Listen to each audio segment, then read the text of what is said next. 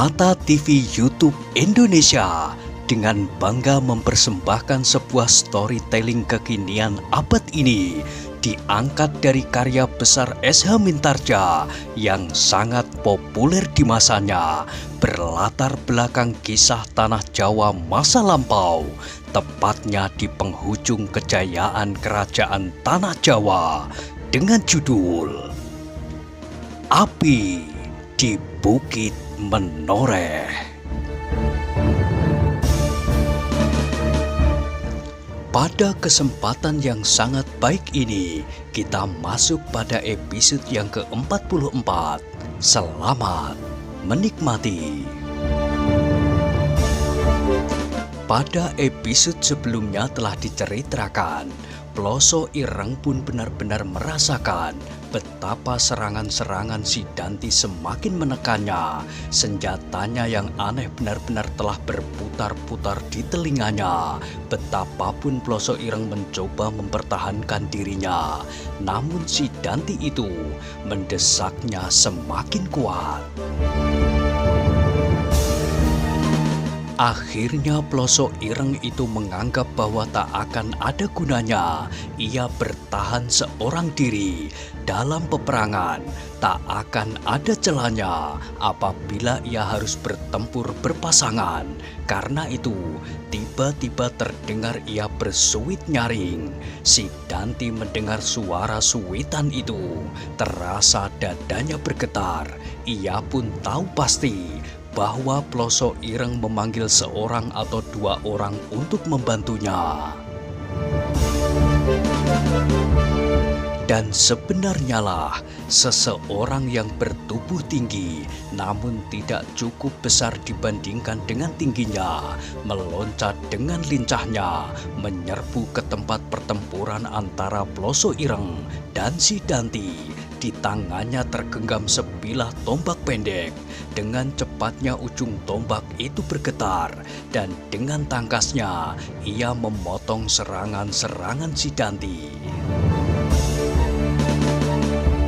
Si Danti surut selangkah, terdengar ia menggeram parau.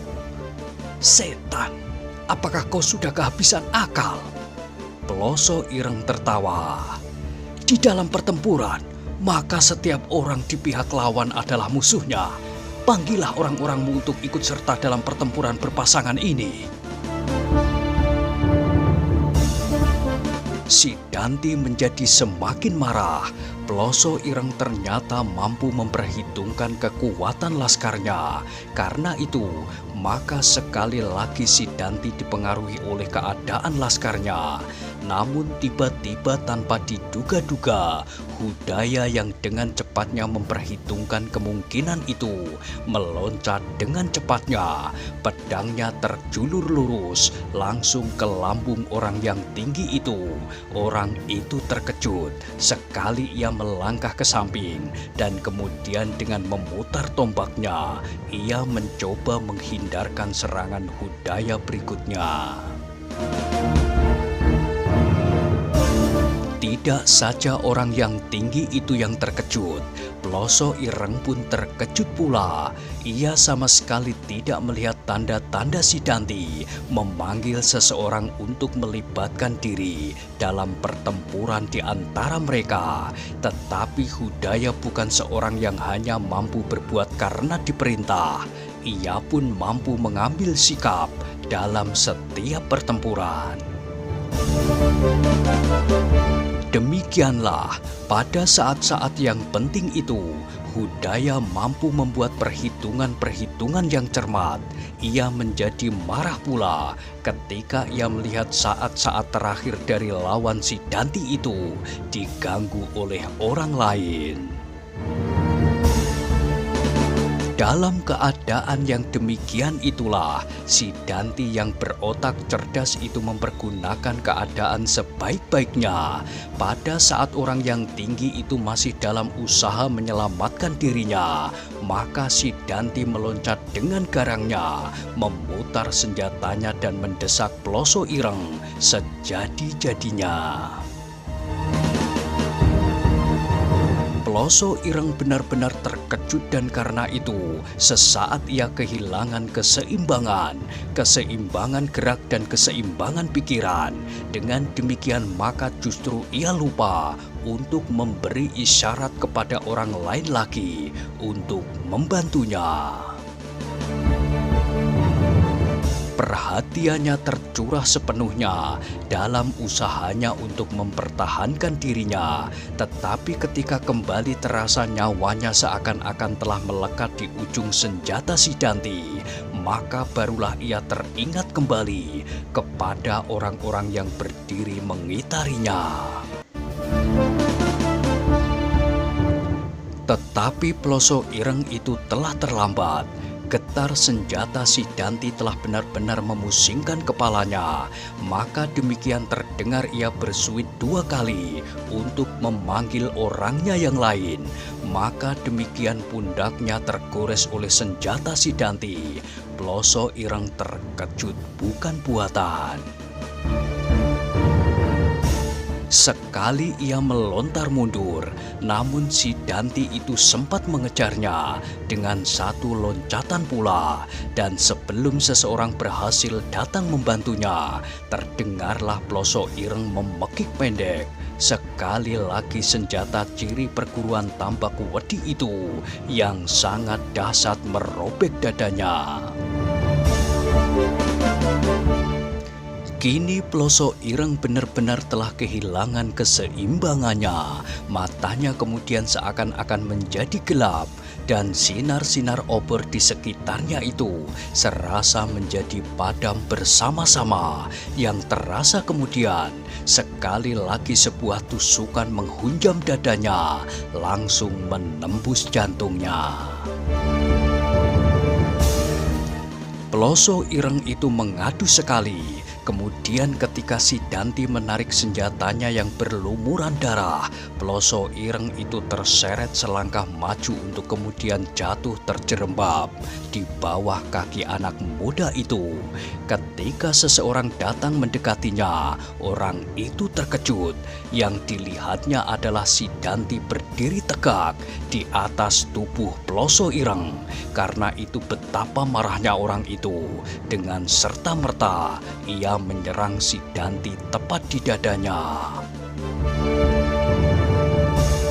Tetapi serangan itu tidak banyak berarti buat si Danti. Sekali si Danti mengelak dan ketika senjata orang itu terjulur di samping tubuh si Danti, maka tangan si Danti bergerak dengan cepatnya. Sebuah goresan yang panjang telah melukai lambung orang itu.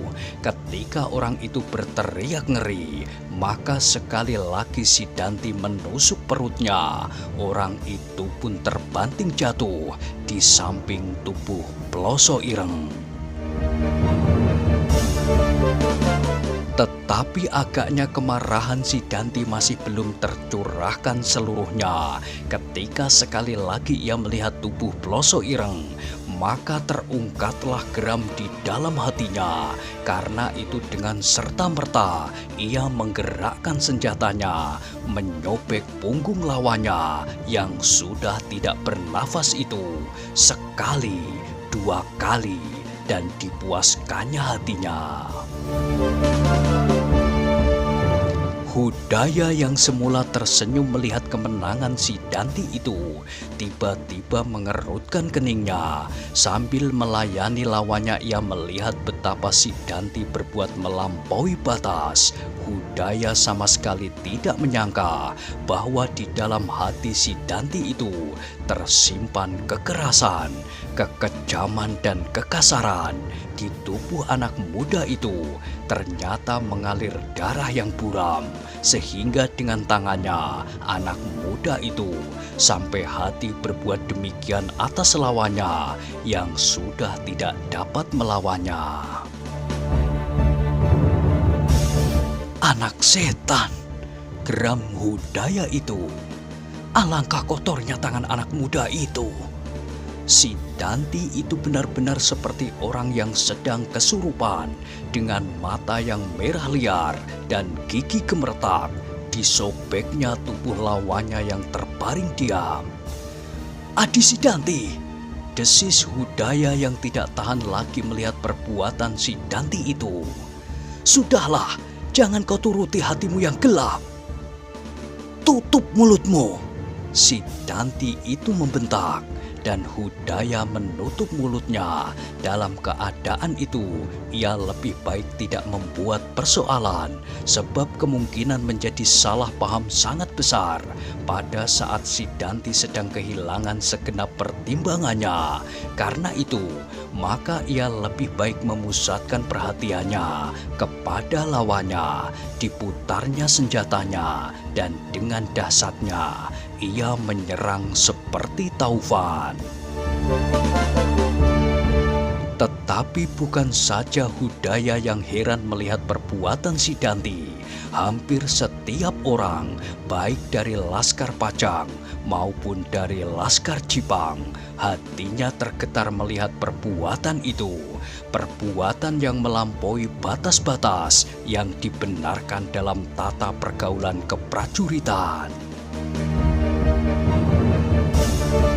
Apalagi anak-anak muda Sangkal Putung, mereka menjadi ngeri. Bagi mereka, lebih baik memalingkan wajah-wajah mereka dan memusatkan segenap perhatian mereka untuk menyelamatkan diri mereka dari kemungkinan yang sama dengan Ploso Ireng. Perbuatan si Danti itu ternyata berpengaruh bagi lawannya. Mereka menjadi ngeri dan cemas. Selain kematian pemimpin mereka, maka apa yang mereka lihat itu benar-benar telah mengerutkan hati mereka. Setelah puas dengan perbuatannya, si Danti tegak berdiri di atas mayat lawannya. Satu kakinya menginjak punggung dan satu kakinya di atas kepala. Dengan lantang ia berkata kepada Laskar Jipang yang masih bertempur dengan gigihnya, "Hei, Laskar Jipang yang keras kepala, lihatlah, pemimpinmu telah terbunuh mati oleh tangan si Danti. Ayo, siapa yang berani mengangkat diri menjadi senopati? Inilah si Danti, murid Tambak Wedi." Suara si Danti itu menggelegar, menyusup di antara dentang senjata dan jerit kesakitan, menggema berputar-putar di dalam malam yang kelam, seakan-akan getar suara dari neraka, memanggil-manggil setiap nama yang ikut serta dalam pertempuran itu. Malam menjadi semakin dalam. Bintang-bintang yang gemerlapan di langit bergeser setapak-setapak ke barat dalam hembusan angin malam yang dingin. Selembar-lembar awan yang putih mengalir ke utara seperti gumpalan-gumpalan kapuk raksasa yang sedang hanyut. Pertempuran di perbatasan Kademangan Sangkal Putung masih berlangsung dengan sengitnya. Di sayap kanan, Laskar Jipang seakan-akan telah kehilangan semangat untuk bertempur setelah mereka menyaksikan pemimpin mereka jatuh. Kekasaran si Danti meskipun menumbuhkan kengerian di dalam dada Laskar Jipang, namun di dalam dada itu juga menyala dendam yang tiada taranya. Dendam yang seakan-akan tidak akan kunjung padam. Betapapun perbuatan si Danti itu tergores di dinding jantung mereka sebelum nyawa mereka melayang, maka peristiwa itu tidak akan mereka lupakan. Beberapa orang yang tidak dapat menahan hatinya melihat pemimpinnya mendapat perlakuan yang sedemikian menyakitkan hati, segera menyerbu bersama-sama. Namun si Danti benar-benar memiliki tenaga dan keterampilan yang luar biasa. Meskipun beberapa orang datang bersama-sama, namun anak muda itu masih saja mampu untuk mengalahkan mereka. Tetapi ketika lawan Sidanti menjadi semakin banyak, maka Hudaya juga merasa bertanggung jawab pula atas kemenangan yang harus mereka perjuangkan. Betapapun hatinya menjadi pedih melihat perbuatan Sidanti, namun ia datang juga untuk membantunya. Kemenangan-kemenangan yang didapatnya itu telah mendorong Sidanti lebih jauh ke dalam ketamakan dan kesombongannya. Kematian Ploso Ireng merupakan racun yang tajam yang menusuk langsung ke otaknya. Dengan membunuh Ploso Ireng, maka Sidanti merasa bahwa ia wajar untuk menerima kehormatan yang jauh dari semestinya. Bahkan kematian Ploso Ireng itu telah menumbuhkan suatu impian yang mengerikan. Laskar Jipang yang kehilangan pemimpinnya itu pun kemudian menjadi semakin kacau. Seorang yang bertubuh tinggi kurus yang bertempur melawan Hudaya mencoba untuk mengambil alih pimpinan.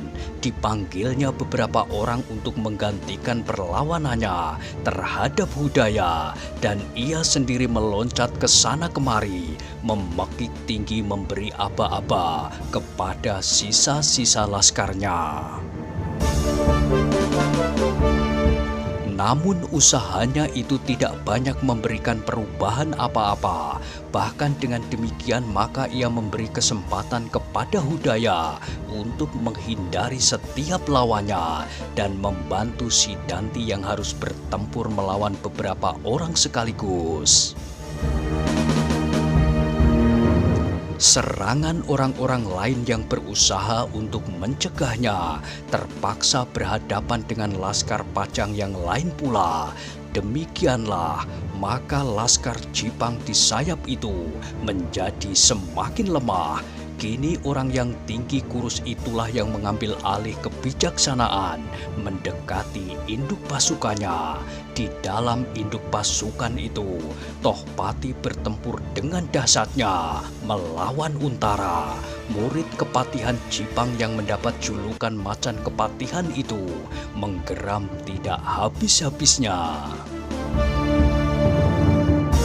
Untara ternyata mampu menandingi dalam segala hal, keterampilannya, kecepatannya, bahkan kekuatannya. Karena itu maka Tohpati itu semakin lama menjadi semakin marah. Namun Untara tetap tak dapat diatasinya. Sedang Untara pun terpaksa mengerahkan segenap kemampuan yang ada padanya. Tetapi bekal yang didapatnya dari ayahnya Kisadewa ternyata cukup banyak untuk menghadapi murid Mantahun itu.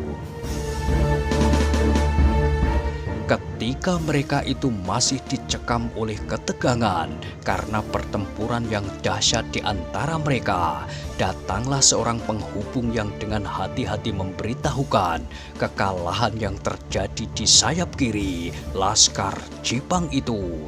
Dengan tanda sandi, penghubung itu mengabarkan bahwa Ploso Ireng terbunuh di peperangan. Alangkah terkejutnya Tohpati itu, sekali ia meloncat jauh ke belakang sambil berteriak nyaring. "Siapa di sayap laskar Pajang itu?" Orang itu berhenti sejenak untuk berpikir. Ia mendengar pemimpin laskar Pajang itu sesumbar menyebut namanya sendiri.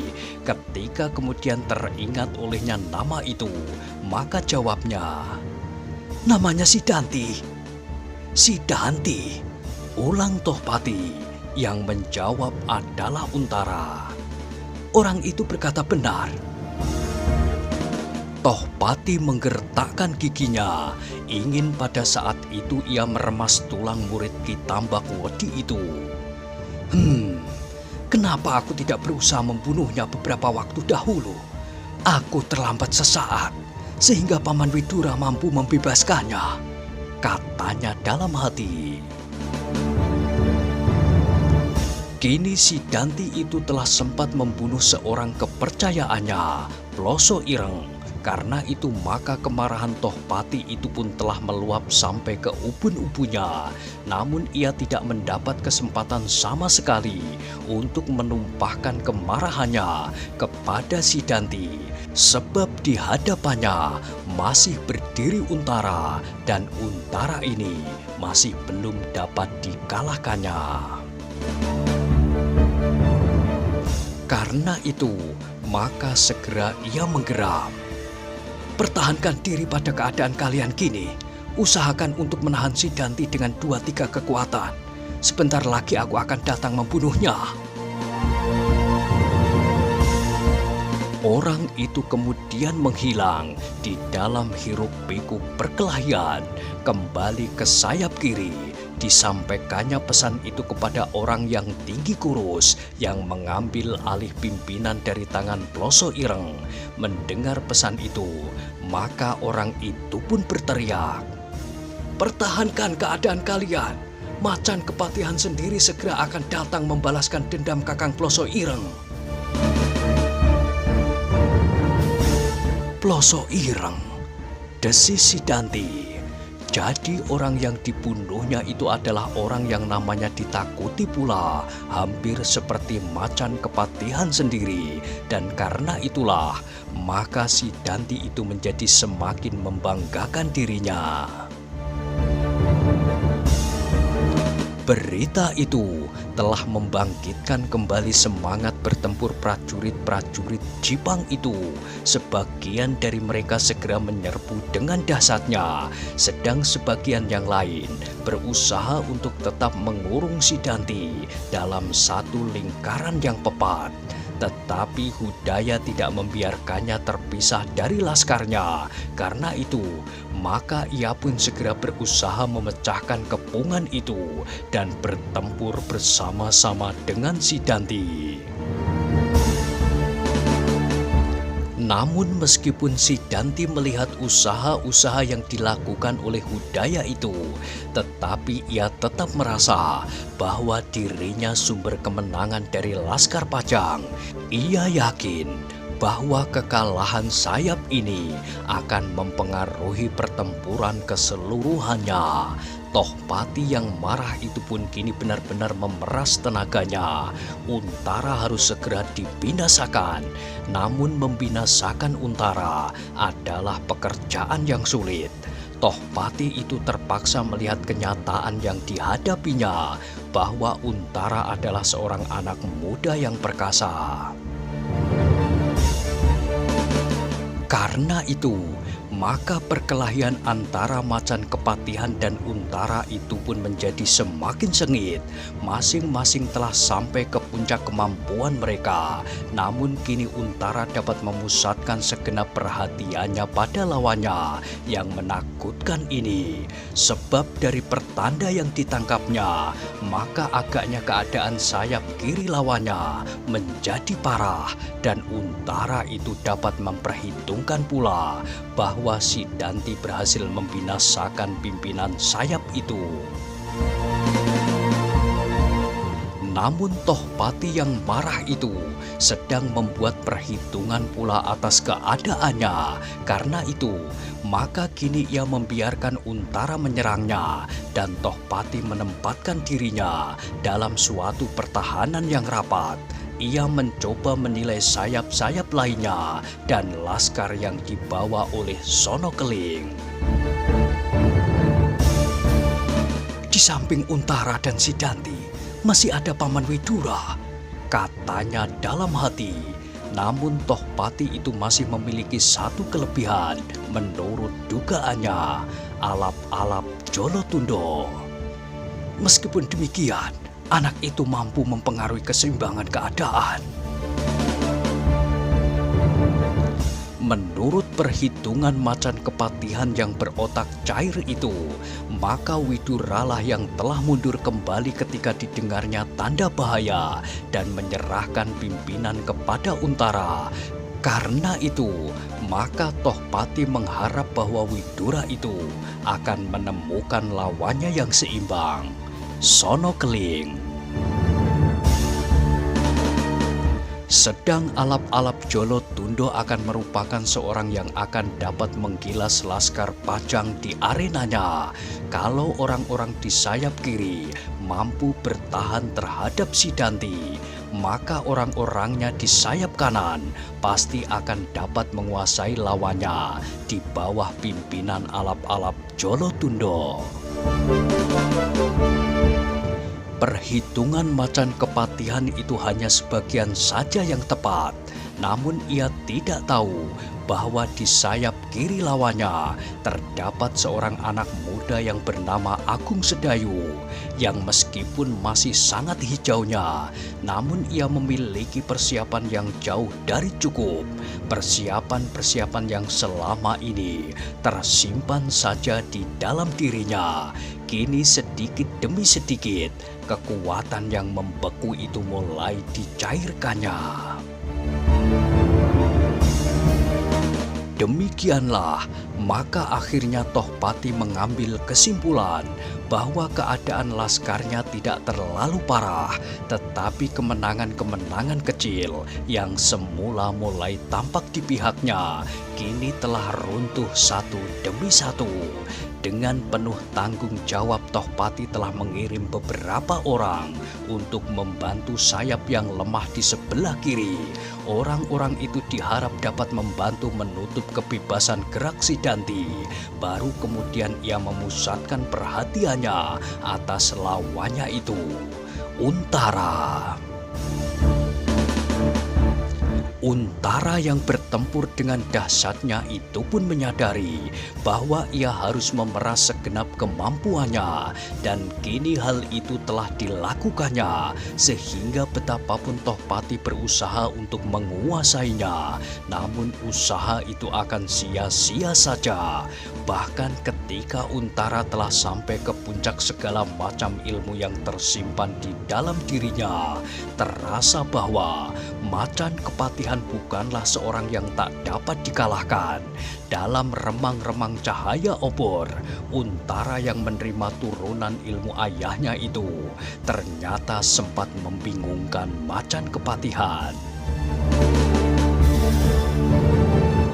Tongkat putih yang menakutkan berujung kuning itu sama sekali tidak lebih mengerikan dari gerak pedang Untara.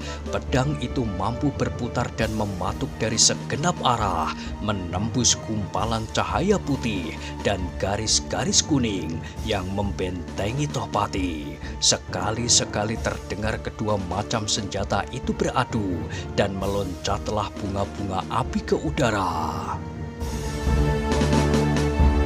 Senjata Tohpati itu memang sebenarnya merupakan senjata yang luar biasa.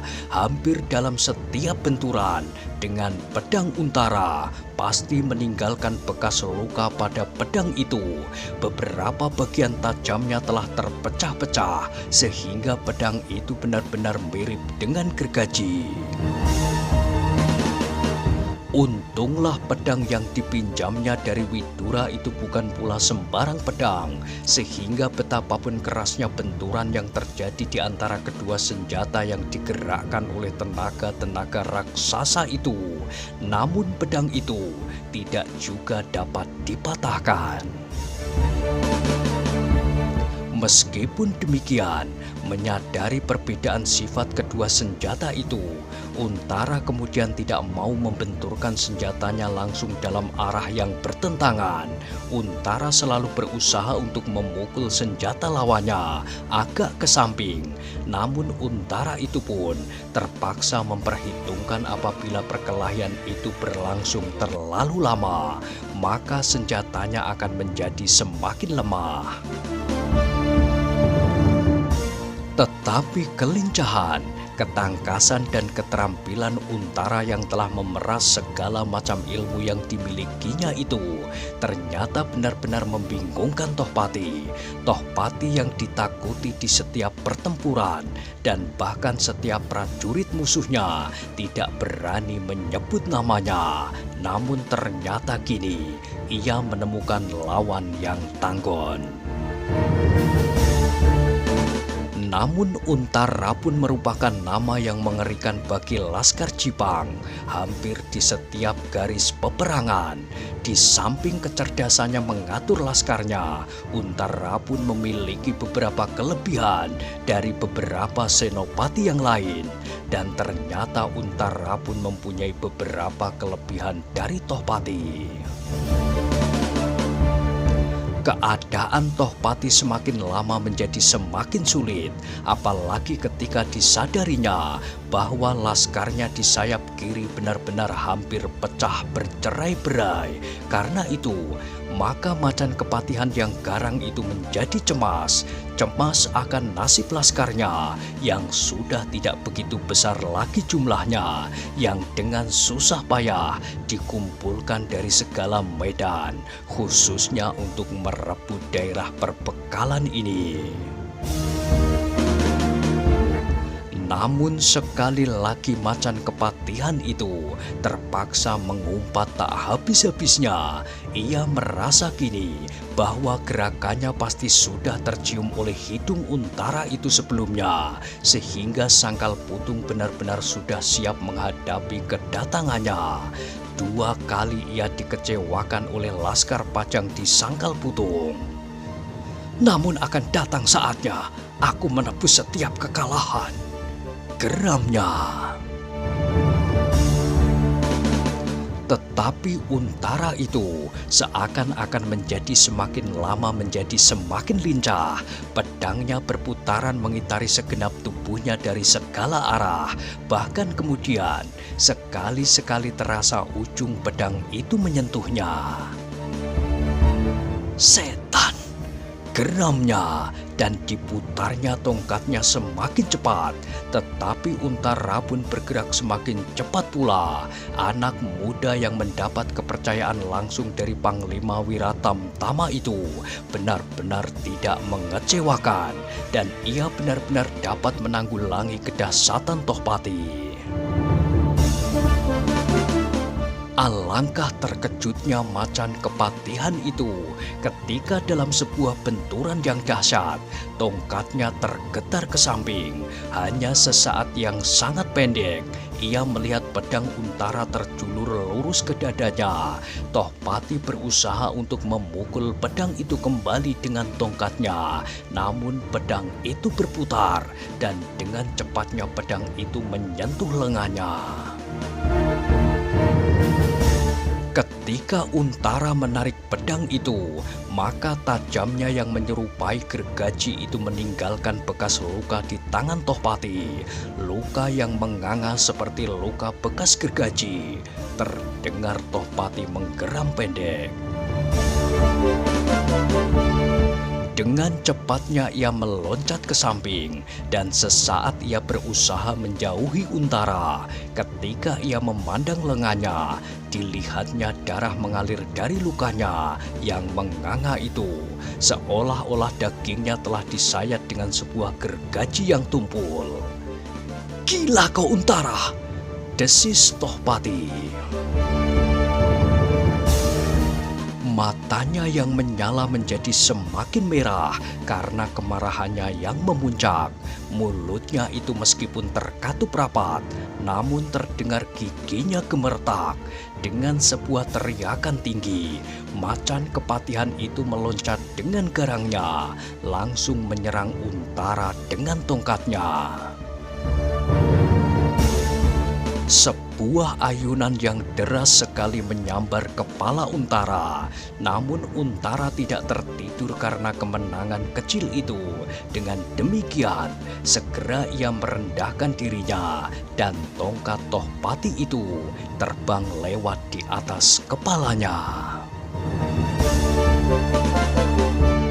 Pertempuran yang sangat seru segera berkobar kembali. Tohpati yang membara karena kemarahannya melawan Untara yang dengan sekuat tenaga ingin segera menyelesaikan pekerjaannya yang sudah mulai tampak akan berhasil.